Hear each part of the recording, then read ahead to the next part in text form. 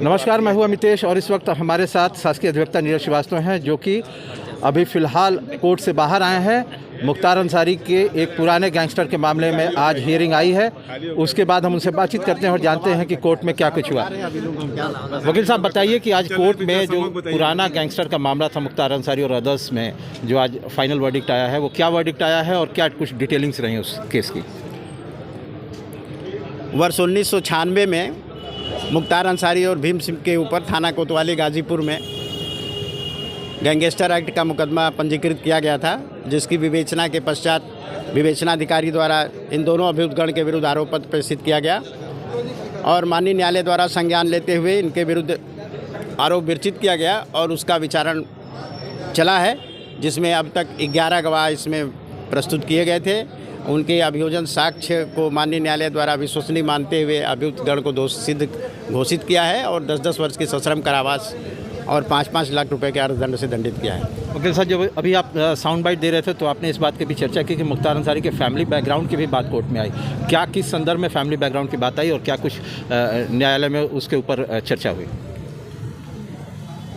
अभियुक्तगण के अधिवक्ता ने लगातार 4-5 दिन तक अपनी बहस के दौरान इस तर्क को भी प्रस्तुत किया था कि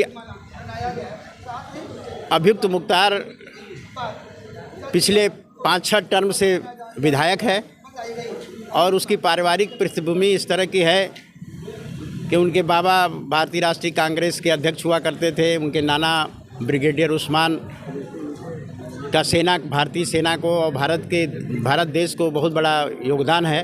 तो इन सारी परिस्थितियों को ध्यान में रखते हुए उन्होंने इन सारी परिस्थितियों को नमन किया है और उन्होंने कहा कि निश्चित रूप से ये जो बातें हैं वो इसका हर भारतीय ऋणी है और लेकिन इतनी जो इनके परिवार की जो समृद्ध विरासत है, इसका लाभ इनको नहीं दिया जा सकता और ऐसी विरासत पाने के बावजूद भी अगर कोई व्यक्ति अपराधी होता है तो निश्चित रूप से ये उसके आपराधिक मानसिकता का द्योतक है और इसीलिए उनको इतनी कठोर सज़ा, जो अधिकतम सज़ा है, वो सज़ा उनको दी।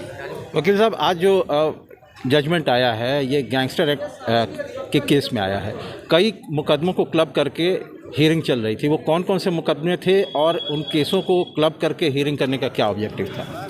गैंगस्टर एक्ट का जो मुकदमा पंजीकृत होता है, गैंगस्टर एक्ट का मुकदमा किन्हीं न किन्हीं आपराधिक पृष्ठभूमि को लेकर होता है। तो मुख्तार अंसारी के 5 जो आपराधिक मुकदमे थे, जिसमें हत्या और हत्या के प्रयास का मामला था, वो 2 मुकदमे गाजीपुर के थे, 2 बनारस के थे और 1 मुगल सराय चंद्रौली के थे। इन 5 मुकदमों को आधार बना करके गैंगस्टर का मुकदमा दर्ज किया गया था और उसके संदर्भ में साक्ष्य आने के बाद माननीय न्यायालय ने इनको दोषी घोषित किया। इन 5 केसों में से जो बहुचर्चित जो मामले थे वो कौन कौन से थे?